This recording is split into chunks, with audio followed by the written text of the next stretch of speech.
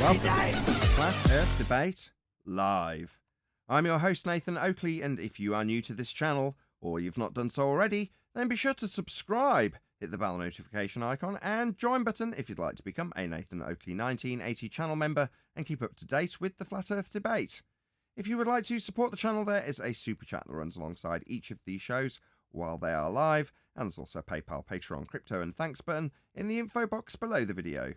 Most importantly, if you'd like to join the discussion, simply mute the page you are currently watching, then click the link in the info box below this video to join the panel and express your views on the nature of Earth. If you do join, please don't swear. If you do, you'll be ejected, and if you are, please don't try to rejoin the stream using sock accounts. You'll be warmly welcome back on the next stream. Please also share the show on social media. Sharing the show often increases the live audience, but this is often not the case. If you don't share the show, we won't get a larger live audience, so please share the show on Facebook and Twitter. Now, we are joined by 10th Man, Refracted Curvature, Neil Constantino, if I'm saying his name correctly, probably not, and Brian's Logic, together with a whole bunch of people in Discord, so welcome one and all. Hello. And hey, good morning. Constantino. Hey, good afternoon.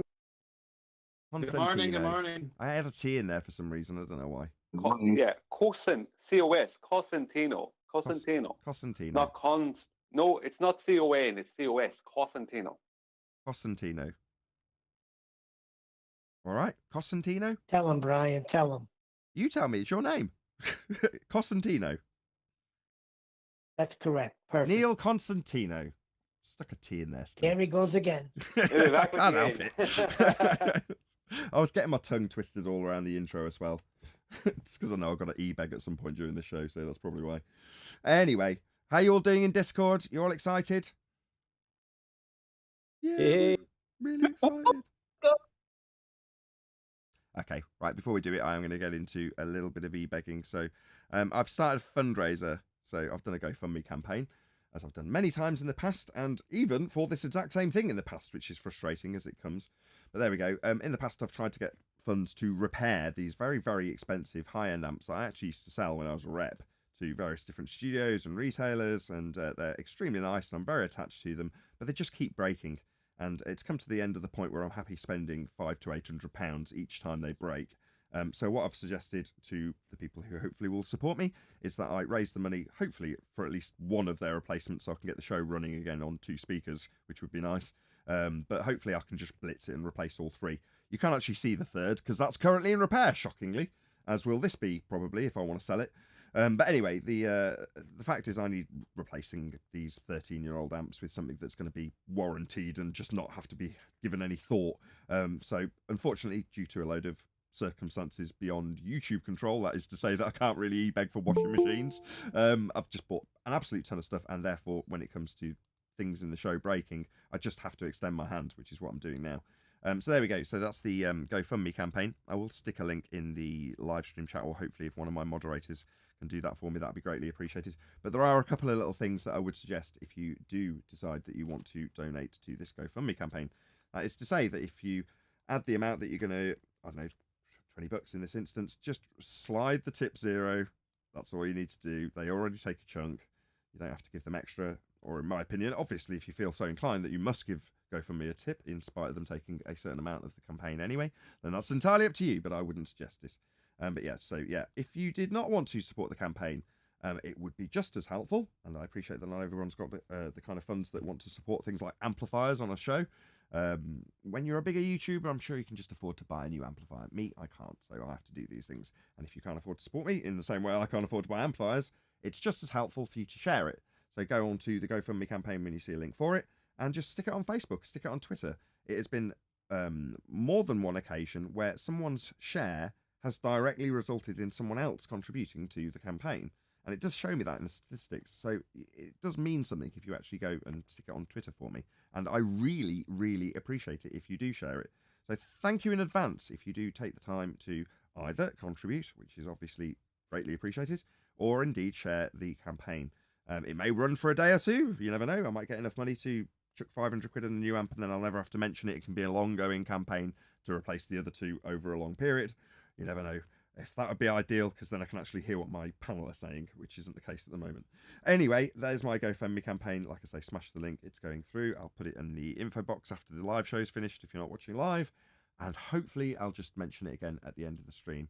The only other thing I will do is shout out to somebody who did actually contribute. I noticed as soon as the campaign was set up, without me actually mentioning it, which was Rebecca. So thank you very much indeed to Rebecca for already supporting the campaign. So it's already off the ground, which is lovely. First time it's getting mentioned, and it's already got somebody supporting it. So really appreciate that, as it looks great. So thank you so much, Rebecca, for supporting the GoFundMe campaign. I will mention it again at the end of the show. Hopefully I won't have to e-beg you to all hell and death and all the rest of it throughout the show. So I'll just mention it again when we get to the end of the live show. But that's hopefully it for me e-begging in this live show. Righto, we'll do a couple of housekeeping questions and then we'll carry on with the video that we got about halfway through, or a third of the way through yesterday, which was from Astrid or something like that. Astrum. May as well share his link, as I encourage others to do when they are responding to me. If they respond to me, I'd obviously encourage that they'd share my link in their video, as I'm doing now with my live audience. So check out this video, obviously. Tell him how wonderful his materials. Maybe mention that Nathan Oakley 1980 channel sent you when you give him a like, and tell him how much you love his stuff. And if you also feel inclined, let him know that we responded to his video, which is called Time Does Not Exist, Let Me Explain with a Graph. But before we do so, we will ask a couple of quick housekeeping questions. So any scientific evidence of gravity? Anybody on the panel or Discord, feel free to answer.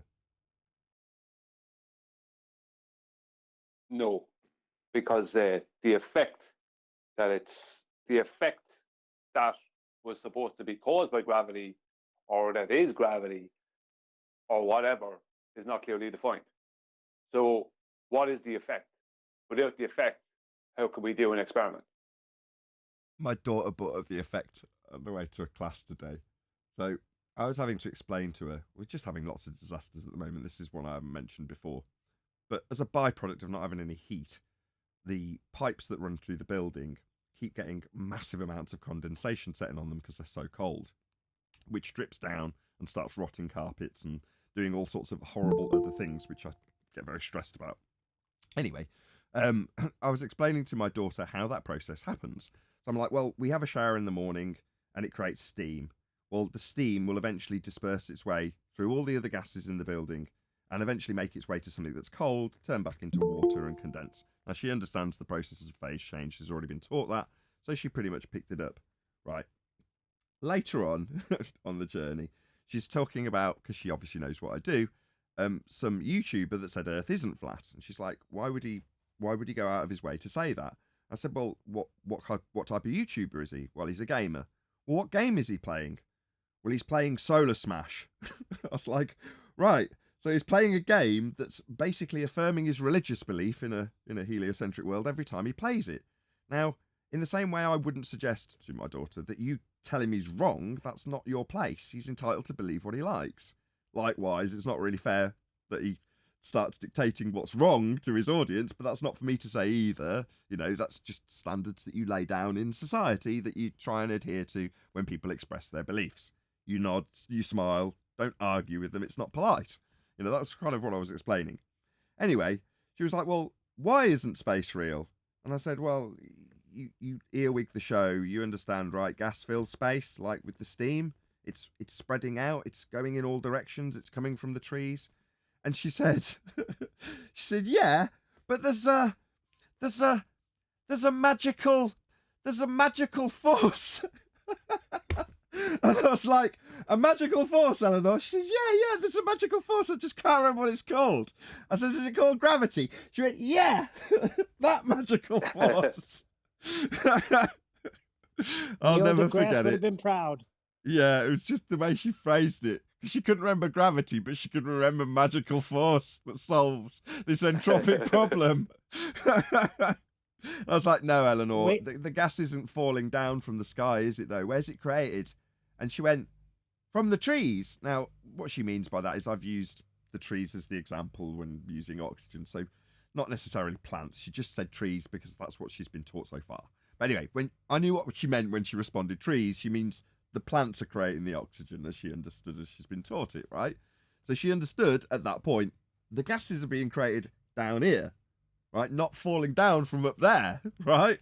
So she's like, yeah, I get it. And then the conversation kind of pitted out because, there's nothing else to explain, is there? Once you understand how gas behavior works. And a 6-year-old Well- does. Anyway, enough about my daughter. Well, hold on. What about when she finds out about the magic speed? Wow. The magic speed for all the impact craters on the moon. Yeah, Moving it's on. good that she remembered magic force. Yeah, It's straight just away the fact that she they said had the word magic. magic in front of it. Exactly, magic. That's one of the reasons why I always call it a magical spinning water ball flying around in a vacuum.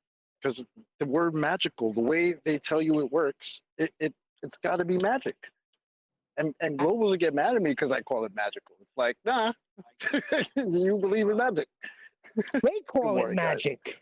Well, I don't call it magic. Exactly. No, the thing is, right, I don't want just for balance, right? After that discussion, what the conversation did go on to was current worldviews in terms of heliocentrism, and I explained them to him. Now, I'm not describing, I can't remember which aspect, I think I talked about the Big Bang and evolution with her. Now, I'm telling her how it is in those terms, and I'm not decrying it or telling her it's wrong as I'm telling her it. I'm just telling her, and I think she asked, I can't remember exactly how she phrased this, but she was like, why are you telling me? I'm like, well, because this is what the people in this country believe. And if you don't know it, and somebody tells you that they believe that, and you just start laughing, yeah, that's not a good reaction. People don't like that person. But if you do understand it, and you understand how evolution is understood to work, then at least when someone tells you that that's their understanding, that you can at least nod with an appreciation of what they believe, rather than laughing. Because some of the aspects, as I was telling her, she started laughing at them. Now, it's kind of counterintuitive for you to hear me saying this, but I'm telling her off for it. Like, no, you're going to take this seriously while I'm telling her about Darwin, and explaining that the kids she's going to see at this home ed class, they understand that also. That's what they're going to have been taught. So I just don't want people to think I in any way try and tarnish my kids away from things like evolution and heliocentrism. And if this gets me a load of crap from flat earthers, likewise, I don't care. It's like, I want my kid to be educated in all of the things that people generally understand to be true, whether they are or not. She can come to her own bloody conclusions on those things. She's got her own mind, but I want her to know them. I just don't want anybody to think that, because I homeschool, that they don't get taught things like heliocentrism and evolution. They actually do, and they get exposed to it all the time anyway. But, that's just knowing how the world around you is perceived by your fellow man. Doesn't necessarily mean I'm going to indoctrinate her with her and make her know that that's the case or anything, which is probably what she'd get out of a school. I don't know. I haven't been to a school in a long time. But anyway, it's a fascinating conversation that we're going to draw to a close here because I'm going to ask if there's any scientific evidence. No, any single viable hypothesis from any of the fields of astronomy, cosmology, or astrophysics. Well, that's kind of the opposite because they have loads of effects, but they can't come up with a cause. Whereas with the gravity question, they can't come up with an effect. But they could have, at one time, claimed an effect. But then Einstein came along and took that effect away and made gravity an effect as opposed to a cause. So it is all upside down. Well, they do describe an effect. It just doesn't exist in physical reality, does it? So the bending of space-time is the current effect in gravitational terms from an Einsteinian perspective. The cause is also defined. Correct me if I'm wrong. So the effect is bending space-time. That's gravity. The cause is the uneven distribution of mass. In maths, not in physics.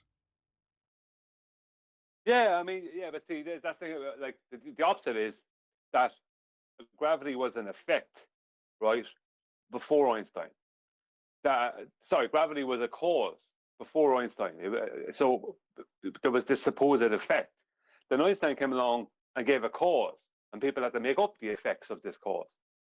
If you look at all the supposed proofs for general relativity, they're all the hijacking of effects in some way, or the creating of effects.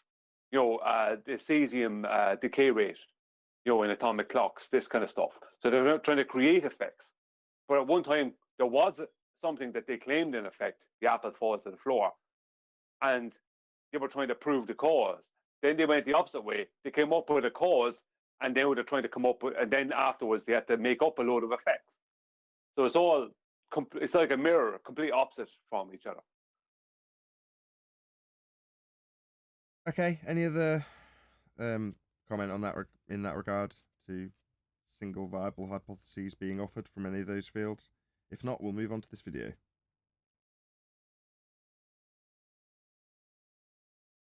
No? Can I ask if you could be so kind, Divergent Droid, can you spam my GoFundMe link in the live stream chat? I'm not gonna mention it again. But yes, if you can do that, that'd be greatly appreciated. Okay, so I'm going to share this video again, even though we've already done it once, because I'd encourage anybody responding to me to do the same on their channel, regardless of their size. What goes around comes around. Please check out this guy's video. So this videographer is called Astrum.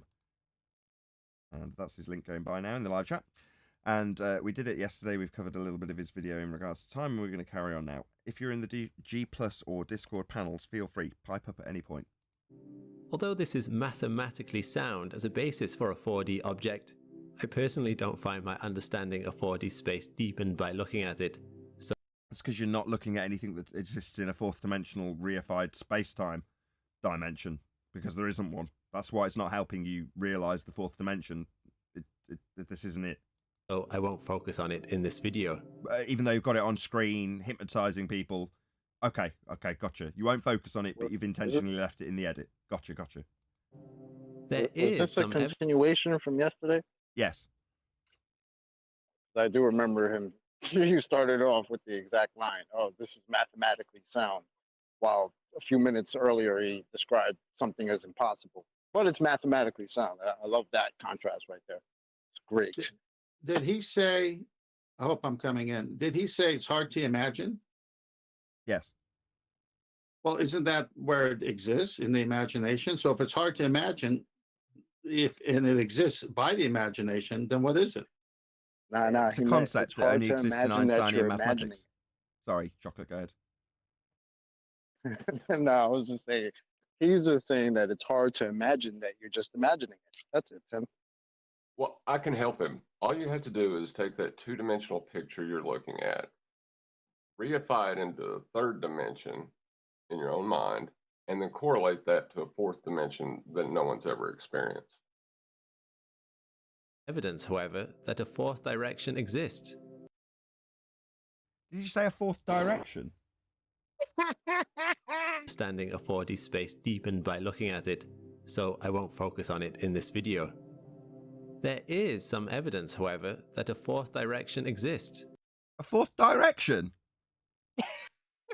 That's what he said. I don't know what he means. Maybe it was just a misspeak. We'll brush past that one. And Two we are moving. misspeaks? Sorry, Neil? 2 times he misspoke? Sounds like a Democrat. Along it right now. That fourth direction or dimension is time. Oh, direction or dimension? Okie dokie. So you think a vector's the same as a dimension? Okay, gotcha. We shouldn't have brushed past it. It's idiotic. They can say whatever they Einstein want. Yeah, no consequences. So time is a direction now? It's just Okay. convoluting certain aspects of the convention that's been reified into a fourth dimension with a journey taking place through the dimension. But he thinks that that makes it a direction, a vector. It's just an idiot. He doesn't know what he's talking about. Predicted this connection when he linked space Connection? Is it a direction, a dimension, or a connection? I mean, I have no idea. and time into one Or a unified correction. I'm not going to ask. space-time in its theories of relativity. These aren't theories.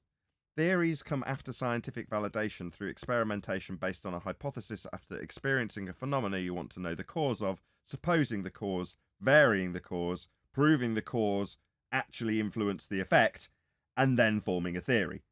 Einstein didn't do that. He hasn't got any theories. It's just stealing valor from scientific experimentation that has empiricism attached. So when you, the public, hear the word theory, you assume this moustache man has got some science. He hasn't. According to him, time and space are Nathan? two parts. Last week we did Sabine Hoffesender. It's hard to say her name, but she said, and she gave props to Einstein. Instead of saying what this guy said, she said he was the best at thought experiments, not real experiments that have scientific theories. So it's a thought experiment that he was good at. Parts of the same thing. To me, this connects with 4D space very nicely. Does it? We haven't seen it yet. How does it connect with it? You've told us how difficult it is to see when you show two-dimensionality in a three-dimensional representation morphing through itself after saying it doesn't help you see fourth dimensionally. You took a long time over explaining what three-dimensionals look like, but you didn't explain or show or give us any cause to understand or envisage, let alone have a physicality to a fourth dimension. Yet you see how it strongly connects? Ugh. What a load of old nonsense. Just as there is no real difference between the Z and the X or Y Other than them being fundamentally different? directions, so too would there not be any difference between time and space if Other than time isn't a dimension. It's only been described that way by a man called Einstein, and you now say that you see no difference between the dimensions in 3D terms, and therefore because of which you can reify a fourth one?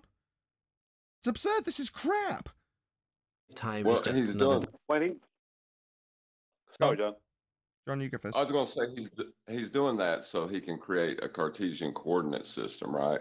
With space on the left going 90 degrees to time, and then he can graph motion along it as proof that space-time exists. Yeah, Brian. when he says space, is he talking about space as in length, breadth, and depth, or is he talking about the vacuum of heliocentric space? No, he's Which one talking of about them- length, breadth, depth, and time. When he says space, he means space-time. He means the fourth dimension, invented in the mind's eye of Einstein. That's what he means. So that would be, how would that be synonymous with time, length, breadth, and depth? I It don't isn't. get his connection. It isn't. He hasn't shown us either. I just said that. He hasn't shown us that. But now he's saying how he understands and appreciates how closely correlated it is. All he did was show a picture of Einstein. That's all he did. direction, Right, well, I don't see the connection then. There isn't one. be it one that we can't see. And time is important. Without time, our 3D space wouldn't move. Really? Sorry, 3D space is moving? Length, breadth, and time move? No, sorry. Sorry. Length, breadth, and depth move? No, what are you talking about? My table in front of me has a length, breadth, and depth. It's not moving. Oh, what's that you say? It's moving through the arrow of time? Yeah, that's entropy. Yeah, it's experiencing decay. Yeah, that's an entropic effect.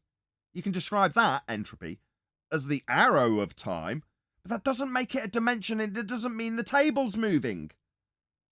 It would perpetually be in one state because it's time that allows us to move about in it. But why can't we see it? Time isn't allowing me to do anything. How I quantify, perhaps the day and night cycle, so I can correlate it with a number structure, doesn't allow me to even perform the process to give us that description, what we call time. That concept didn't allow me to do anything. Nonsense.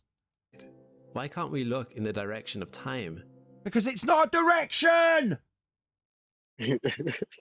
To explain this, let's look at the So to explain a question?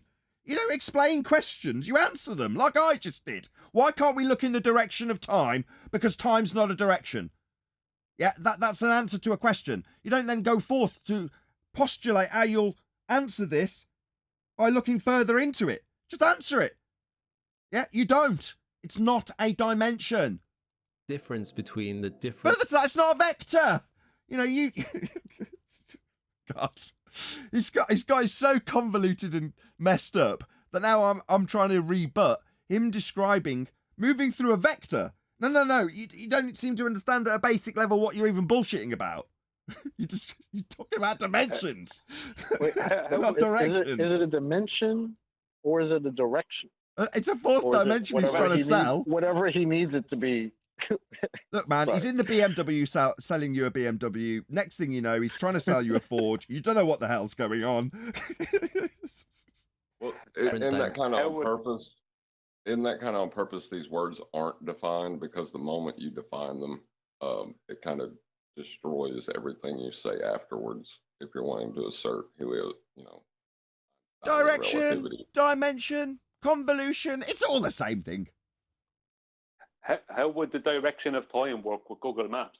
time isn't a direction. It's not a path. You can't travel it. What the hell? Am I living in La La Land? Yep. Yes, you are, Nathan. Yeah, you're living in La La Land amongst a load of crazy people. Dimensional spaces.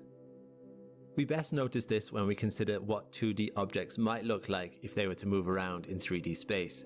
If we think about 3D space then, if you think about a two-dimensional item moving around in 3D space, you're just thinking about 3D space. But what you're now going to do in a really ham-handed way is say, now think about it from your 3D space in terms of a 4D space. Am I right? Let's see how well I've got on. This is where we start to delve into the model.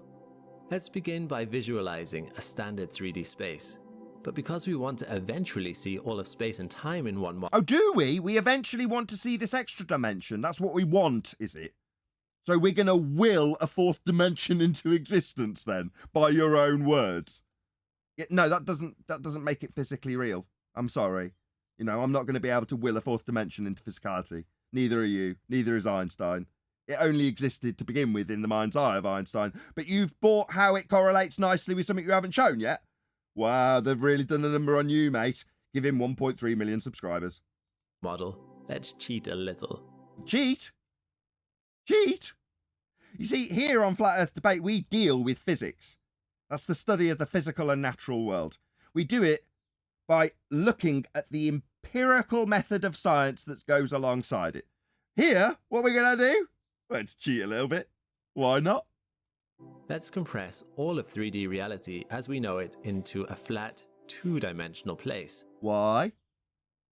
Okay, what we'll do is we'll get the crushers around your building and squash you completely flat. And then say, now imagine that you're 3D! In this plane, let's make that our XY plane, which we will It already was. label space, which frees up the Z dimension for time. Does it really? So what you're saying is, if I imagine that the height of my table doesn't exist, and that it's actually completely parallel with the ground with no height dimension at all, then I can then give it height and say it's time. Are you nuts, Astrum? Hey, time is elevation. Only if you live in the 2D realm, though. In the Sorry 2D realm, just imagine that you've got a third dimension. You know, you were 2D and now imagining the 3D that you can only experience. Just do that again, one more dimension up, and you've got a time dimension, chocolate. It's that simple. But time is elevation changes. That's what he's talking about. Time is elevation. It sounds like it. That's what, yeah. In this model, I'm all waiting for him 3D to show people us are that magical time dilating squirrel. This isn't as bad as the time dilating squirrel. It's almost as bad. He's dumbed down the nth dimensions explanation for it in a crap way. That's all he's done. now just 2D. A 2D person could exist and live their life. Yeah, so that's where you're going wrong. Right, let's squash you flat and see how long you live. Oh, it's only conceptual. Yeah, like the fourth dimension that you're trying to reify from this crap.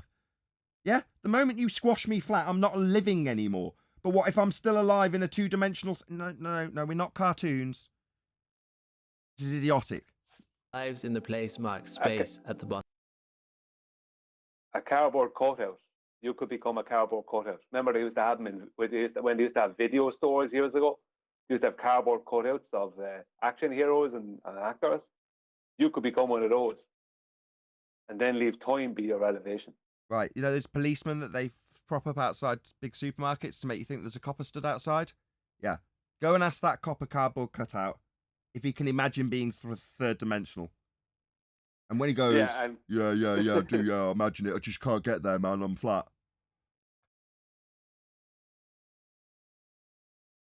You could just pretend you're Mario, and then, while being Mario, try to think about your existence as the person playing Mario. Because that's what it sounds like he's saying. Bottom of our chart. However, by moving them up on the chart at a constant rate, they are also moving through time. Let's, for ease and convenience, literally what Brian said was going to happen is what's happening. He's moving him up in elevation and saying that's akin to moving up through time. You couldn't make it up? say that the top of our diagram... Go on. I just said no. I just agreed you couldn't make it up. Yeah, you couldn't make it up. It's just absurd. This is crap. This is what gets you 1.3 million subscribers. Because it doesn't matter how bloody wrong it is. It doesn't matter how absurd it is. Ultimately, he's adhering to the notion of Einstein's fourth-dimensional space-time and saying it's true.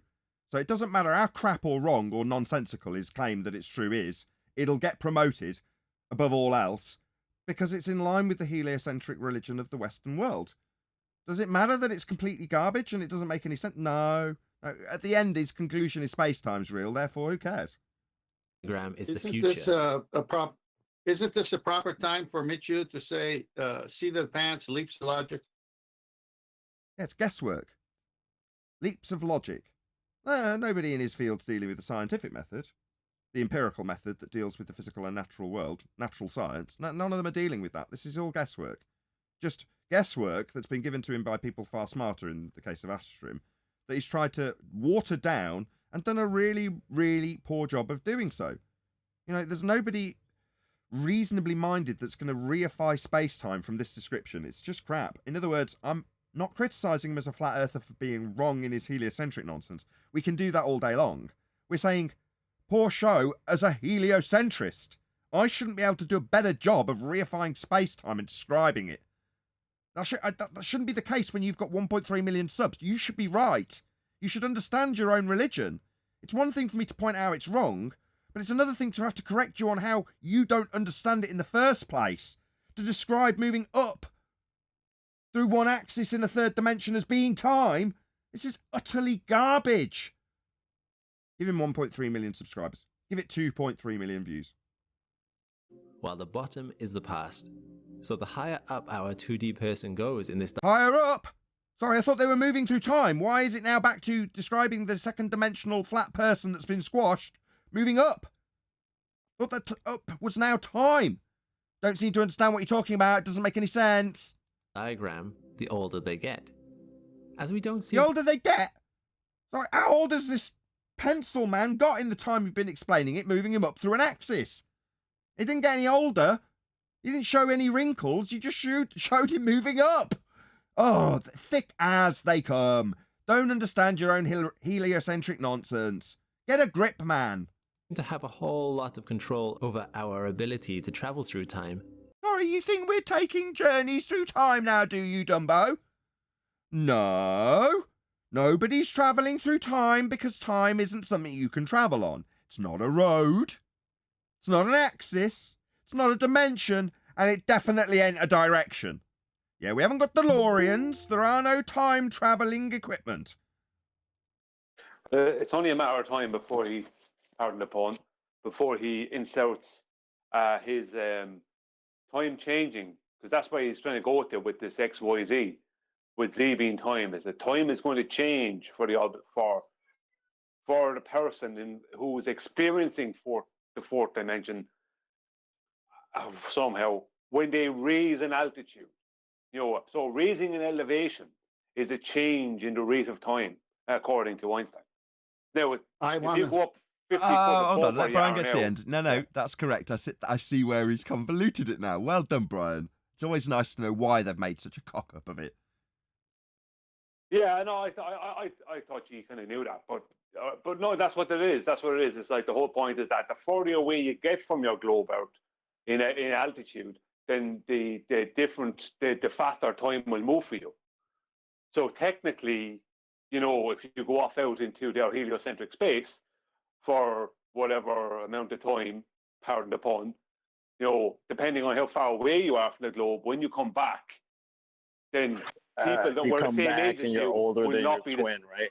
Yes. Well, no, the person, you come back and they're older and you're younger. That's what they try and explain it.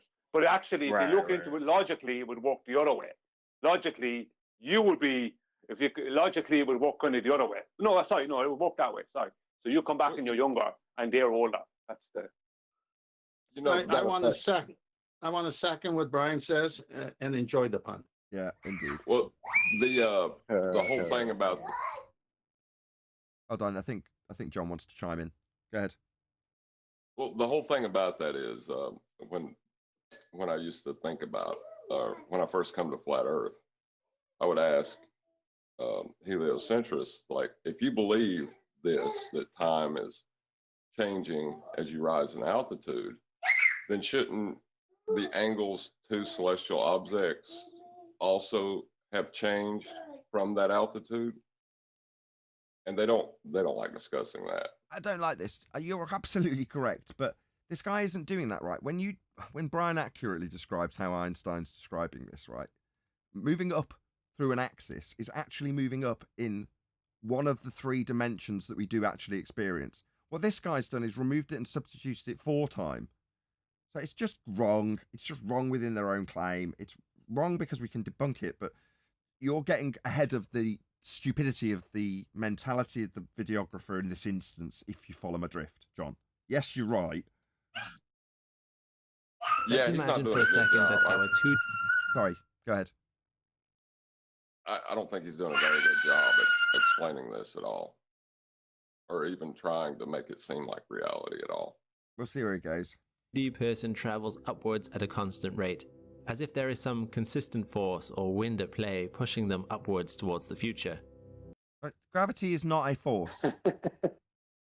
This guy's an idiot. He really has no idea.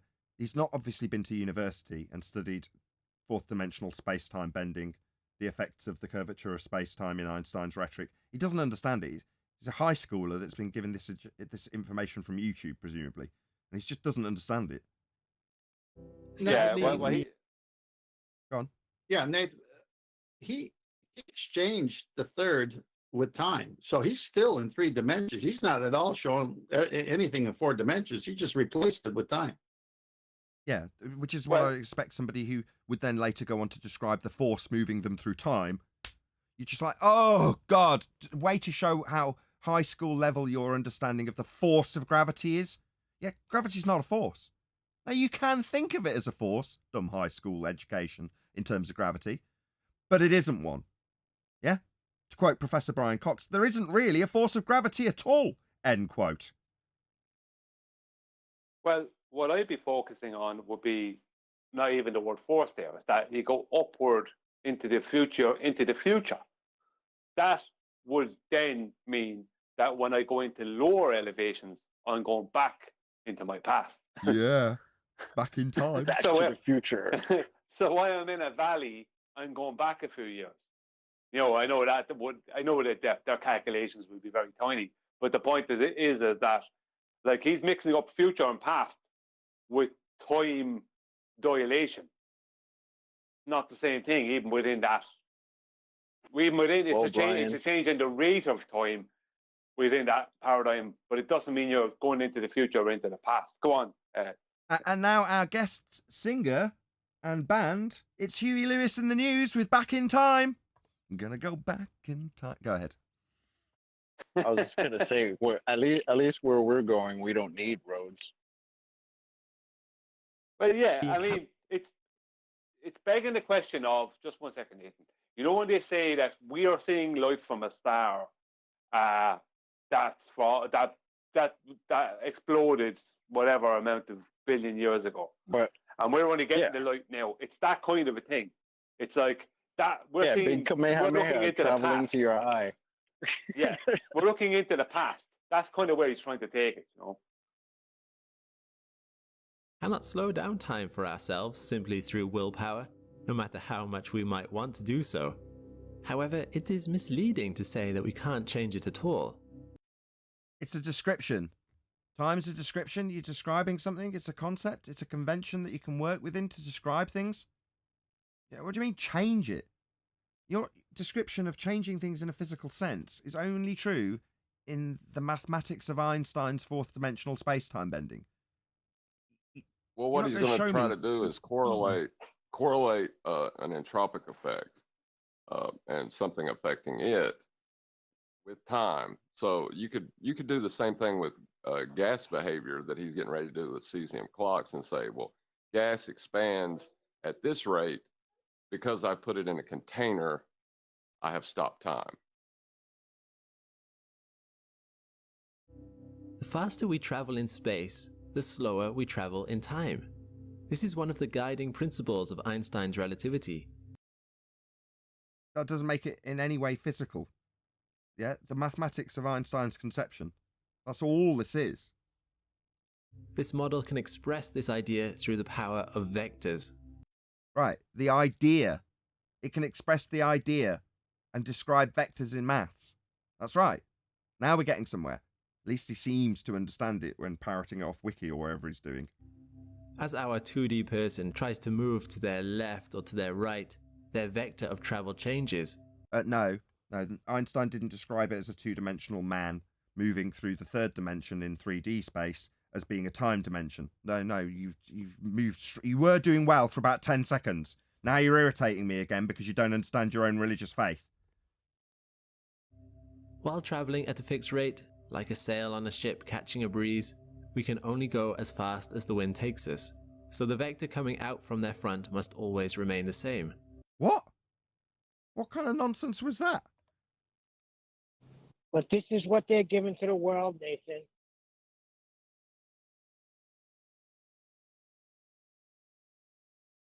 To travel the fastest through time, That was- our 2D person must orient his vector completely in the future direction or up. Like, time isn't a direction, right? The arrow of time in terms of entropy is constant, right? It's only going in one direction if you want to reify that as an arrow or a vector, yeah? Entropic effects will always take place. You always experience decay, yeah? That idea, that description, that's another convention, entropy, yeah? Not science, just another description. But that doesn't give us a physical vector. It's just thick.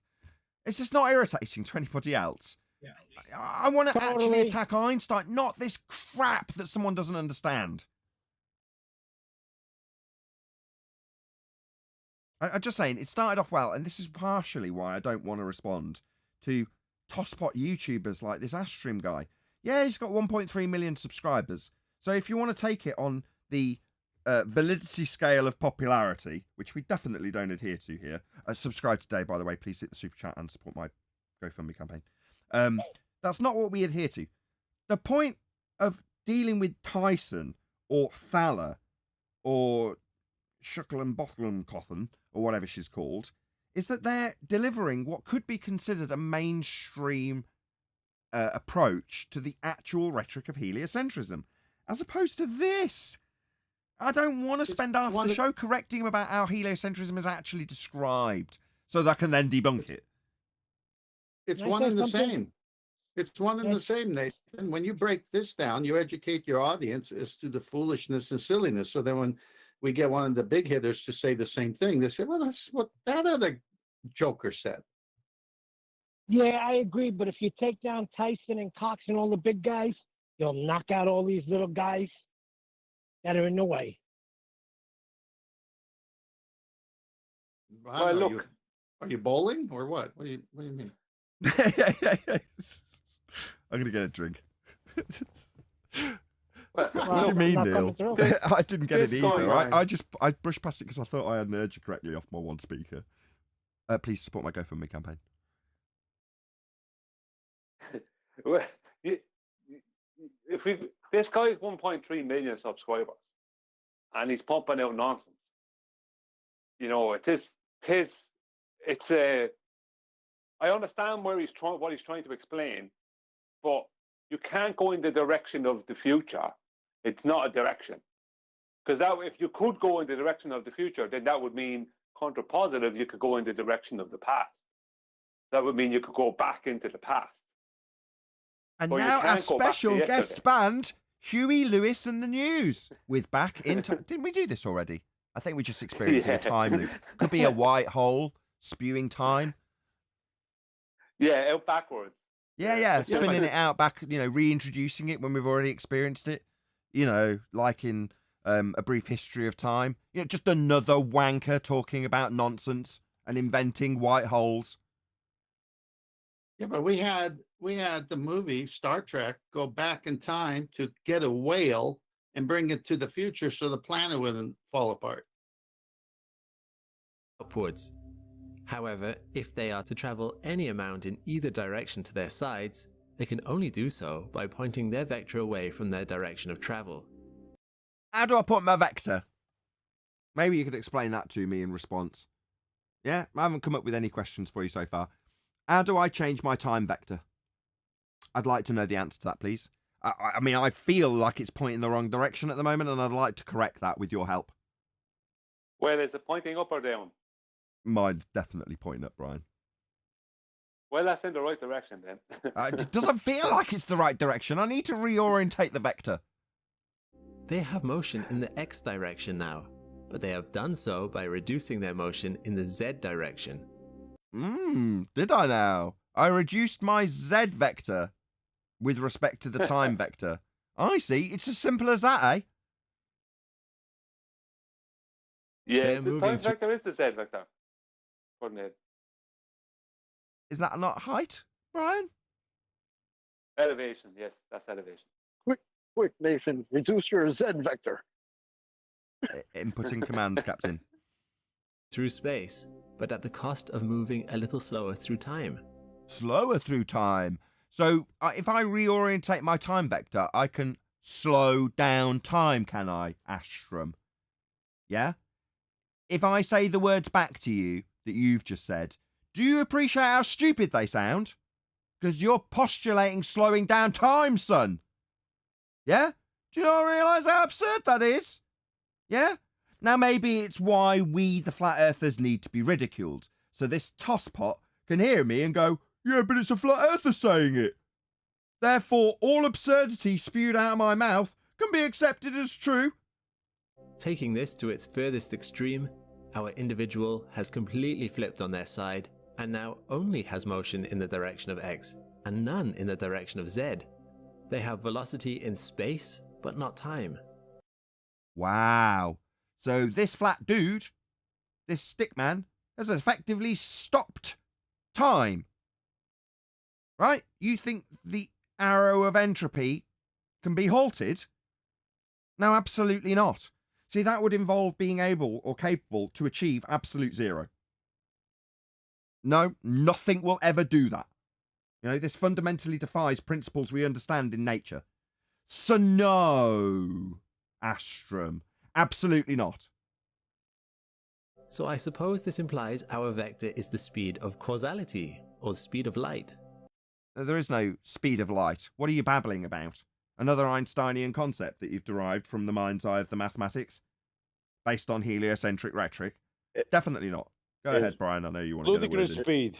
Is light or causality now? Either So you or, just kind of or flip it, unicorns, just you know, whatever. oh, No same difference? consequences. Oh, okay. Just whatever you like. Causality, light, time, just pick one out of a hat, Chocolate. What's your problem? Car, elevator, cat. Yeah, it doesn't matter. Exactly, could be anything. So long as I conclude that space-time's real at the end, it don't matter if it's unicorns, does it? Let's be honest. It doesn't matter how wrong or nonsensical this is, so long as the conclusion's in line with the current rhetoric. Well, just to add something to it, the whole speed of light claim, two-way speed of light claim, is all based on the average distance between a globe Earth and its heliocentric sun over a 12-month period. It's all based on Kepler's analemma. That's what it's all based on. That's its origins. And as I showed yesterday on the after show, and I can show them at any point, all the calculations all work back to exactly what the two-way speed of light claim is claimed to be, which is just over 671 million miles per hour. It's just an average calculation that Einstein went along with for his general relativity. It's even called Einstein's convention, because he knew it was a convention. He said he knew it, and he just went along with it anyway. Indeed. Thank you, Brian. If this is the speed we're talking about, then moving at low speeds through space would not have any noticeable difference in our speed through time. We'd have to go really fast before we started to notice anything. Show us. Let's have a look. Show this so we can understand it by a physical demonstration. The vector still mostly points upwards. I haven't readdressed my vector. Doesn't feel right to me. An interesting result of this model is that, from the 2D man's perspective, nothing has really changed. He has... So what you're saying is you can describe all of these things occurring and have massive amounts of speed changes, but for this happy stick man, he doesn't even notice. So it's almost like, by saying this, when you describe a massive velocity in terms of the time vector, you can just tell me afterwards that I wouldn't even notice, right? Let's see. Has his own view of what reality is. For him, the vector coming out of his chest is still time. The dimensions of the plane he's lying flat on is his space. I see. Where's my time arrow? I don't see it coming out of my chest. To him, it's the rest of the universe that's gone a little weird, but he himself is perfectly normal. Really? Show me. When do we experience this? Is it only the 2D stickman in this reified convention about a model that Einstein derived from a fourth dimension that doesn't exist? That we have the smiling face and the arrow coming out of our chest? No way in any way physically experienceable. Oh, I'm sure that's because we don't experience the fourth dimension. It's like if we were 2D trying to experience the 3D, right? Oh man, I'm way ahead of you, aren't I? Is he However, placing us at sea level? Again? Is he placing us at zero? That'd be sea level. I doubt we can raise anything above that, Brian. I mean, obviously with elevation being time and all. Yeah, that's true. That's true. We're stuck at zero then. Did he say the result of the model? Isn't the model? Shouldn't the model be the result of reality? Why are you getting results from a model that you created? Yeah, I should have really. I did. Yes, absolutely. Well spotted. It's a reification fallacy on its face, is what Chocolate's trying to say. And he's absolutely correct. He's saying, why is the model dictating what reality does, as opposed to models in their useful nature being a representation of what you've experienced in the best way you can describe it physically on a small scale, for example? Well, that's you taking something that you've seen, like a train, and making a small version of it, a model. Well, you don't say, I've designed this train to look like, I don't know, a giant cylinder, like a silo on its side. And that's my train. And therefore, trains are shaped like that, because that's what the model dictates. No, it doesn't work like that. It's a reification fallacy. The train in your model isn't the reality. That's funny because my brother, sorry, Brian, my brother was asking why can't they make a small scale model of a heliocentric sun and moon with little planets orbiting around it. Thought that was interesting. They did. It just doesn't Now work. what happened? It just doesn't work. Yeah, look at it. I think it was Discovery Channel did it. I might have it in my videos. I'll share it to you later. They did all that. They placed the sun and all the Earth, the globe Earth, the moon, everything, all at its distances from each other. Is that the one where they did it in the desert? Yeah, I did. In the see desert, that one. yeah. I remember that crap. Right. But a lot of the evolution, in the true sense of the word, of this model has come from necessity. In other words, the predictions that the model is supposed to offer. In other words, if you see the motion of the stars and go, right, how do they relate to being little cogs in a model? And you try and line up a load of cogs on the ground in the model and say, right, based on how we wind this forward in time, these lights will appear at this point in the sky at this time, based on our convention of time. So what we describe as being a 3-month period will be how long elapses between these lights appear from where they are now to where they will be based on our prediction in the model. So you rewind forward the model and it shows them in that position. You go, great. Okay. So let's wait 3 months. So you do. You look up at the sky and you go, Kepler! Doesn't match! And he goes, well, let me just think about this for a minute. And from there, you introduce elliptical orbits. Or you give a different scale. Or you do whatever is necessary to alter the model to try and give, in this case, the church, a better idea about the predictive capabilities of the sky clock. Why? Well, because they needed to know when Easter was. So people like Kepler come up with models to tell them, with predictive capabilities of where the lights will be. And when they don't match, you get another evolution of the heliocentric nonsense. And every time it's only being done to give, in this case, like I say, the church, a better predictive capability for a particular event, Easter. Well, that's it. That doesn't mean we're actually moving around the sun. Doesn't mean we're actually moving in elliptical orbits just because the predictions didn't work. It doesn't mean any of that. Sorry, the wakey interview, the lady said, just change the model if it don't work. Just throw it out. We'll make a brand new one. Well, Kepler had to create the elliptical orbit because he had to place the globe out at two opposite distances from the sun, the heliocentric sun, over the 12-month period of a year. So that's why he had to, whether the sun makes an ellipse or not, I don't know, but he had to make the globe Earth do an elliptical orbit, an offset elliptical orbit. So it would be 3 million miles closer on the December 21st, around that time, around early January, and 3 million miles further around late June, early July. But if you look at the Gleason's map, just as a reference, now I can't use it as proof, but the Gleason's map shows that on the 21st of June, which is the northern solstice, summer solstice, it shows that the sun's light covers a greater surface area than on the 21st of December, which is completely in opposition to what Kepler claimed, which was that the globe Earth is further from its heliocentric sun around the 21st of June. I know he went, I think they say 4th of July or whatever.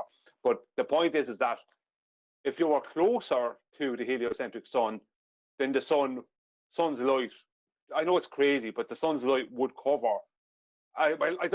This is stupid. What am I even saying? Because their sun is huge, so at all times it would be covering all one side of it.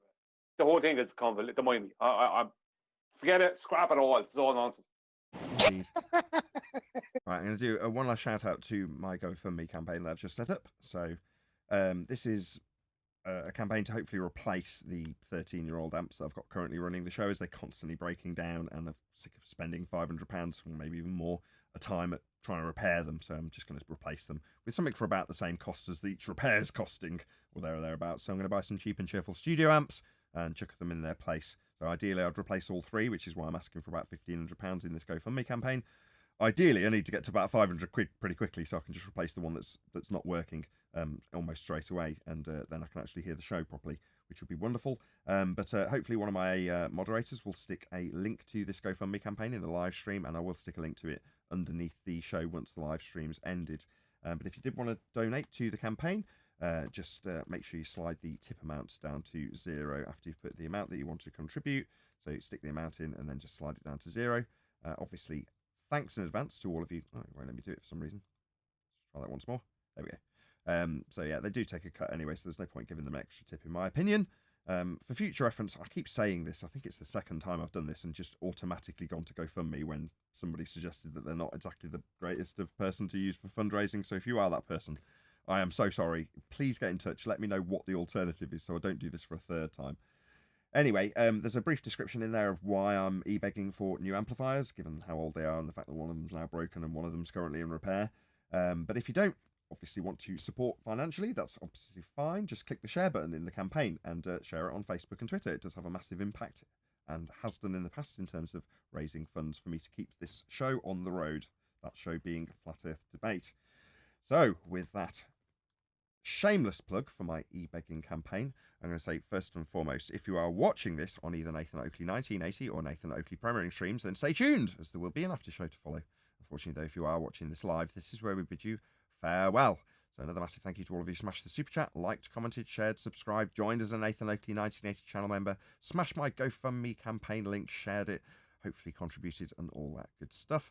And another massive thank you to today's panel for making the live show possible. Stay tuned if you're watching on an after show. I've been Nathan Oakley, and I will see you all in the next video.